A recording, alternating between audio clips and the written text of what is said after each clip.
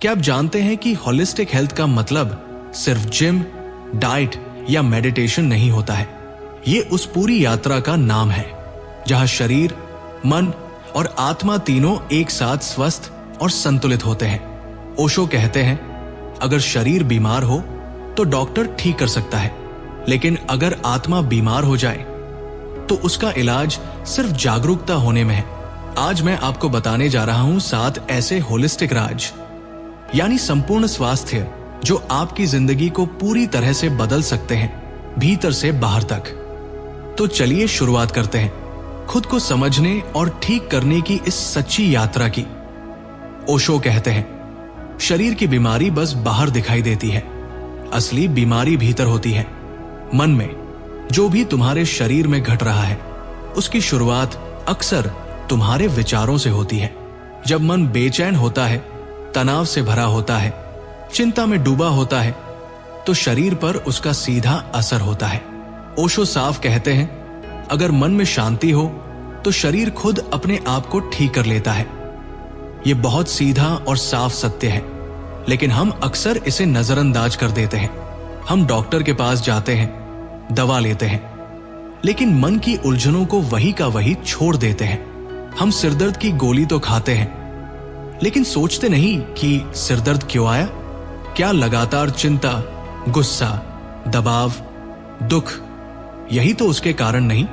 ओशो बताते हैं कि जब मन दुखी हो तो शरीर भी रोने लगता है, बस उसका रोना बीमारी के रूप में बाहर आता है।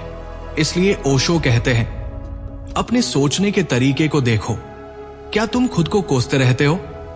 क्या तुम बार बार दूसरों से तुलना करते हो? क्या तुम्हारे भीतर गुस्सा, जलन, दुख या डर दबा बैठा है? अगर हां, तो वही बीमारियां पैदा करता है। ओशो ध्यान को सबसे पहली दवा मानते हैं, क्योंकि ध्यान मन को शांत करता है। ध्यान तुम्हें तुम्हारे भीतर की दुनिया से मिलवाता है, जहां कोई तनाव नहीं होता। जब तुम भीतर से शांत हो जाते हो तो शरीर में एक नई ऊर्जा दौड़ जाती है। वो ऊर्जा ही तुम्हें ठीक करती है। शरीर और मन एक ही पेड़ के 2 हिस्से हैं। जड़ में मन है और शाखाएं शरीर में दिखती है। अगर जड़ ठीक हो जाए तो पूरा पेड़ हरा हो जाता है। ओशो कहते हैं, हर बीमारी से पहले अपने मन को देखो, उसे समझो, उसे साफ करो। फिर देखना, दवा की जरूरत शायद कम पड़े और खुद का प्यार, खुद की समझ, खुद की शांति ही तुम्हारी सबसे बड़ी चिकित्सा बन जाए। ओशो कहते हैं, हम रोज नहाते हैं, कपड़े बदलते हैं, बाहर की सफाई का बहुत ध्यान रखते हैं, लेकिन भीतर की सफाई को भूल जाते हैं। और असली गंदगी तो वही है।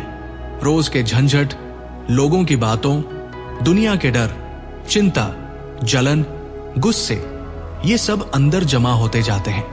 हम देखते नहीं, पर ये भीतर की ऊर्जा को गंदा करते रहते हैं। हर दिन हम न जाने कितने लोगों से मिलते हैं, कितने शब्द सुनते हैं, कितनी नकारात्मकता अपने भीतर उतार लेते हैं। कोई हमें गुस्से से देखता है, कोई हमारे बारे में कुछ उल्टा सीधा बोलता है, कोई डर फैलाता है, और हम सब कुछ बिना फिल्टर के ले लेते हैं। धीरे धीरे ये चीजें हमारी ऊर्जा में बैठ जाती है। फिर लगता है कि मन भारी है, कुछ अच्छा नहीं लग रहा, लेकिन वजह समझ नहीं आती। ओशो कहते हैं, इसीलिए जरूरी है कि भीतर की सफाई रोज की जाए। और ये सफाई बाहरी साबुन से नहीं होती, ये ध्यान से होती है, मौन से होती है, और प्रकृति के साथ वक्त बिताने से होती है। जब तुम कुछ देर अकेले बैठते हो, चुप रहते हो, सांसों को महसूस करते हो, तब धीरे धीरे सारी जमा हुई गंदगी बहने लगती है। अंदर कुछ हल्का सा, साफ सा महसूस होने लगता है। ओशो कहते हैं, प्रकृति के पास जाओ। पेड़, नदियां, आकाश, ये सब तुम्हारे मन को साफ कर देते हैं। ये तुम्हें वापस तुम्हारे केंद्र की ओर ले जाते हैं। और जब तुम अपने भीतर पहुंचते हो, तब तुम खुद को फिर से जानने लगते हो। भीतर का मौन ही असली सफाई है। वही वो शांति है जो हर दर्द को धो देती है। ओशो का यही संदेश है, अपने भीतर रोज झांकना सीखो। जितना बाहर चमकने की चिंता करते हो, उतना ही भीतर को भी साफ रखो। ध्यान तुम्हारा स्नान बन जाए, मौन तुम्हारा इत्र बन जाए, और हर दिन कुछ मिनट प्रकृति के साथ बैठना तुम्हारी पूजा बन जाए। तभी तुम सच्चे अर्थों में हल्के, खुले और शांत हो पाओगे। ओशो कहते हैं कि अगर तुम रोज बस 10 मिनट के लिए भी चुप बैठ जाओ, कुछ न कहो, कुछ न सोचो, तो वही ध्यान है। ध्यान कोई पूजा पाठ नहीं है। ध्यान का मतलब है अपने भीतर लौट आना। रोज दिन भर हम बाहर की दुनिया में उलझे रहते हैं। किसी से लड़ाई, किसी की बातों का बुरा लगना, किसी बात की चिंता, किसी सपने का पीछा, और इस भागदौड़ में हम खुद से कट जाते हैं। ओशो ने ध्यान को बहुत सहज बना दिया। उन्होंने कहा कि ध्यान का मतलब सिर्फ चुप बैठना नहीं, कभी कभी हंसते हुए भी ध्यान आ सकता है, रोते हुए भी, नाचते हुए भी। क्योंकि असली बात है, तुम्हारे भीतर जो भरा पड़ा है वो बाहर निकले। जब मन खाली होता है तब स्पष्टता आती है। ओशो की एक्टिव मेडिटेशन एक तोहफा है इस व्यस्त दुनिया के लिए। पहले झूमो, नाचो जैसे बचपन में नाचा करते थे, बिना किसी संकोच के। फिर जो भी भीतर दबा पड़ा है, हंसी, रोना, गुस्सा, उसे बह जाने दो। जब भीतर की सारी धूल बाहर आ जाती है तो मौन अपने आप उतरता है। ओशो कहते हैं कि मौन को लाना नहीं पड़ता, उसे तो बस आने देना होता है।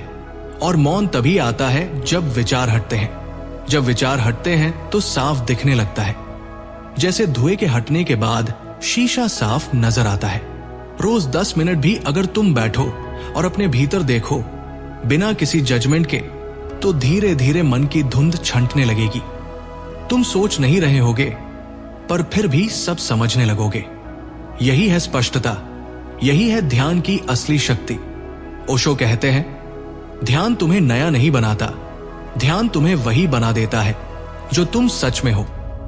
और जब तुम अपनी सच्चाई को देख लेते हो, तब कंफ्यूजन नहीं रहता, तब क्लैरिटी अपने आप उतरती है। ध्यान कोई काम नहीं है, ये एक विश्राम है, एक गहरा, मौन भरा विश्राम। और इस विश्राम में जो उगता है वही जीवन का असली रस है। ओशो कहते हैं कि भावनाएं तुम्हारे भीतर ऐसे उठती है जैसे लहरें समुद्र में। कभी गुस्सा आता है, कभी डर, कभी दुख। ये सब कुछ भी गलत नहीं है, ये सब जीवन का हिस्सा है। पर दिक्कत तब होती है जब हम इनसे डरने लगते हैं या इन्हें दबा देते हैं। हमेशा से हमें सिखाया गया कि गुस्सा मत करो, दुख मत दिखाओ, डर को छिपाओ। लेकिन ओशो कहते हैं, जो दबाया जाता है वो मिटता नहीं है, वो भीतर ही भीतर जहर बनता है, और जब बहुत भर जाता है तो फट पड़ता है। इसलिए भावनाओं से लड़ने की जरूरत नहीं है।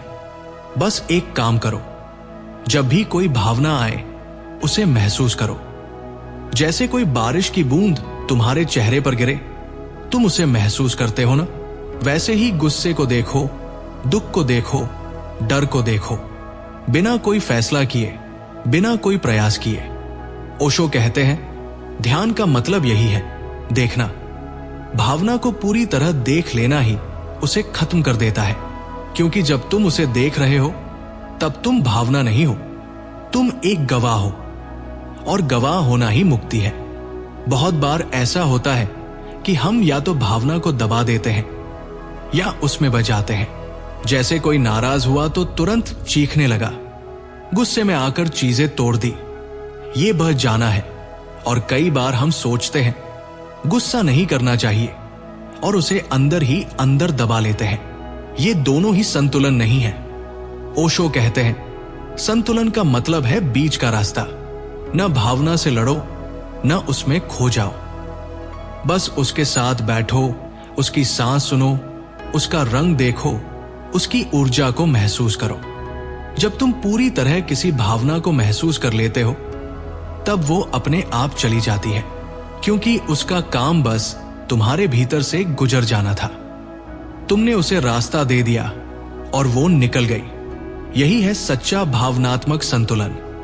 ओशो कहते हैं, भावनाएं तुम्हारे दुश्मन नहीं है, वो तुम्हारे भीतर की ही धारा है। उनसे मत डरना, उनसे दोस्ती करना।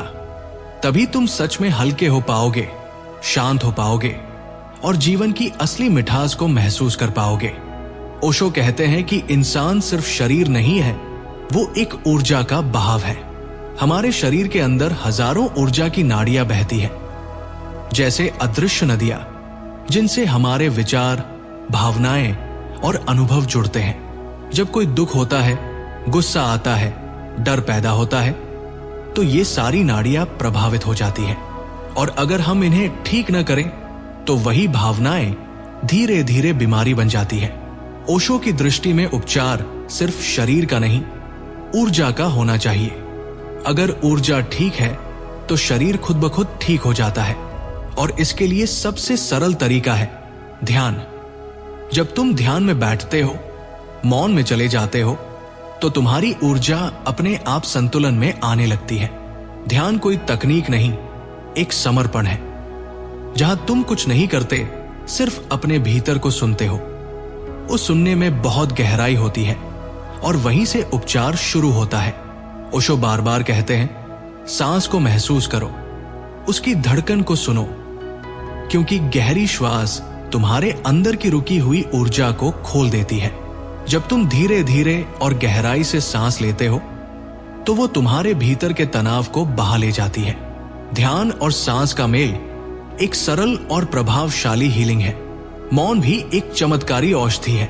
हम दिन भर बोलते रहते हैं, कभी शब्दों से, कभी विचारों से, कभी भावनाओं से, लेकिन मौन में एक शक्ति है। वो तुम्हारी ऊर्जा को भीतर लौटने का मौका देता है। जैसे पानी को स्थिर होने दो तो नीचे बैठी गंदगी साफ दिखती है, वैसे ही मौन में तुम्हारी ऊर्जा साफ होती है, शांत होती है। ओशो ये भी कहते हैं कि दुनिया की निगेटिव ऊर्जा भी हमें प्रभावित करती है। अगर तुम दिन भर नकारात्मक लोगों के बीच रहते हो तो तुम भी थक जाते हो, भारी हो जाते हो। इसलिए सबसे पहला उपचार है खुद की ऊर्जा की रक्षा करना। जैसे शरीर को बचाते हो, वैसे ही अपनी ऊर्जा को बचाओ। कभी अकेले बैठो, कभी संगीत सुनो, कभी पेड़ के नीचे मौन में बैठो। ये सब छोटे छोटे तरीके हैं, लेकिन बहुत गहरे असर करते हैं। ओशो कहते हैं, उपचार बाहर नहीं, भीतर है।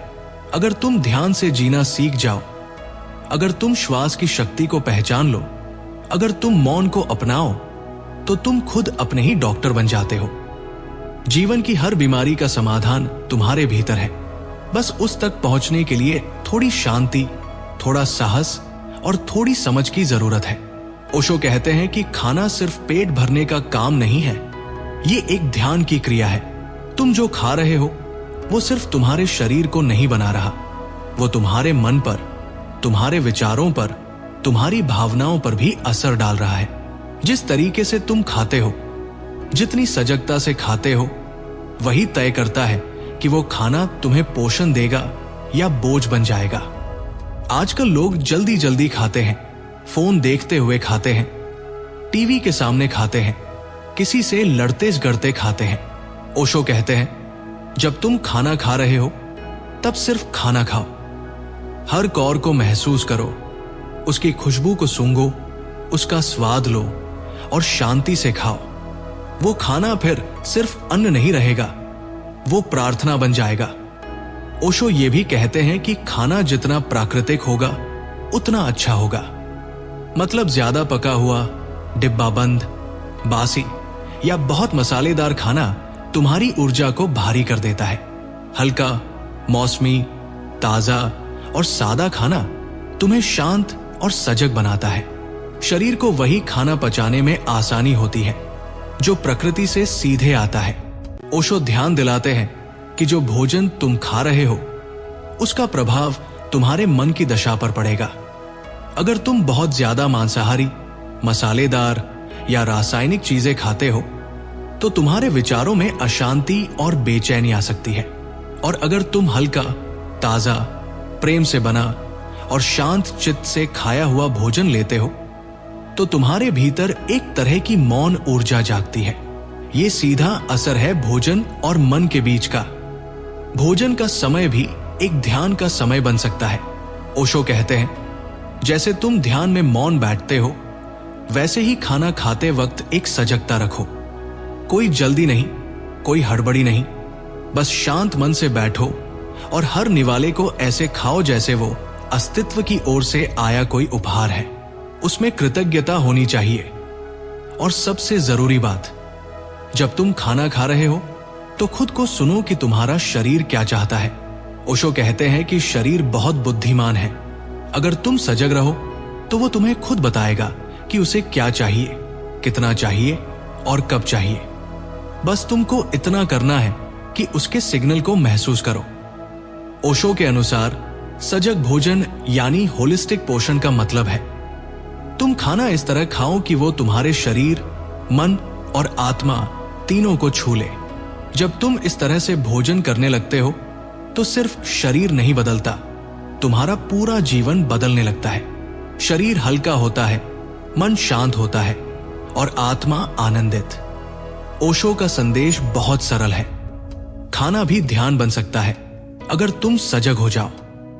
इसलिए अगली बार जब तुम खाना खाओ तो जल्दी में मत खाओ, सोच में डूबकर मत खाओ, किसी और को देखकर मत खाओ, बस खुद को महसूस करते हुए खाओ।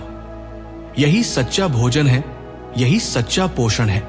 ओशो कहते हैं, अगर तुम सच में स्वस्थ होना चाहते हो, सिर्फ शरीर से नहीं बल्कि भीतर से, तो तुम्हें रोजमर्रा की जिंदगी को एक पूजा बनाना होगा। जीवन सिर्फ काम, दौड़ भाग और थकान का नाम नहीं है। ये हर पल तुम्हें बुला रहा है कि तुम खुद से जुड़ो, थोड़ी देर ठहरो, भीतर झांको। और ये जुड़ाव तब आता है जब तुम अपने रोज के रूटीन में थोड़ी सजगता ले आते हो। सुबह का समय सबसे कीमती है। ओशो कहते हैं, सुबह उठते ही शोर में मत जाओ, दुनिया में मत कूदो। आंख खुलते ही 1-2 मिनट मौन में बैठो। कोई प्रार्थना नहीं, कोई मंत्र नहीं, बस मौन। खुद को महसूस करो। जैसे सूरज धीरे धीरे उगता है, वैसे ही तुम्हारा मन भी शांति से जागे। फिर अगर हो सके तो थोड़ा ध्यान करो। चाहे सांसों को देखो, चाहे आंखें बंद करके चुपचाप बैठो। वो तुम्हारी पूरी ऊर्जा को नए ढंग से तैयार कर देगा। ओशो ये भी कहते हैं कि शरीर को हिलाना जरूरी है।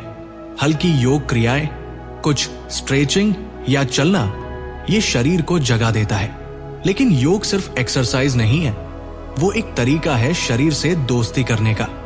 जब तुम शरीर के साथ हो तब मन धीरे धीरे शांत हो जाता है और वही शांति तुम्हें दिन भर संभाल कर रखती है। दिन भर में बहुत सारी बातें होती हैं, लेकिन ओशो कहते हैं, अगर तुम थोड़ी देर के लिए खुद से बात करना शुरू करो तो एक नई रोशनी आने लगती है। आत्मसंवाद यानी खुद से पूछना, मैं क्या कर रहा हूं, मैं क्यों भाग रहा हूं, क्या यह जरूरी है। ये सवाल तुमसे कोई जबरदस्ती नहीं पूछता, ये तुम्हारे भीतर से जवाब को खींचते हैं। वेलबीइंग सिर्फ बाहर से अच्छा दिखने का नाम नहीं है, वो एक अंदर की चमक है जो तब आती है जब तुम अपने हर पल को ध्यान से, प्रेम से जीते हो। और यही ओशो का संदेश है, जीवन को मत जियो जैसे सब जीते हैं। जीवन को ऐसे जियो जैसे हर पल एक अवसर है जागने का, प्रेम करने का और मुस्कुराने का। यही है असली आध्यात्मिक स्वास्थ्य, जो दवा से नहीं, सजगता से आता है।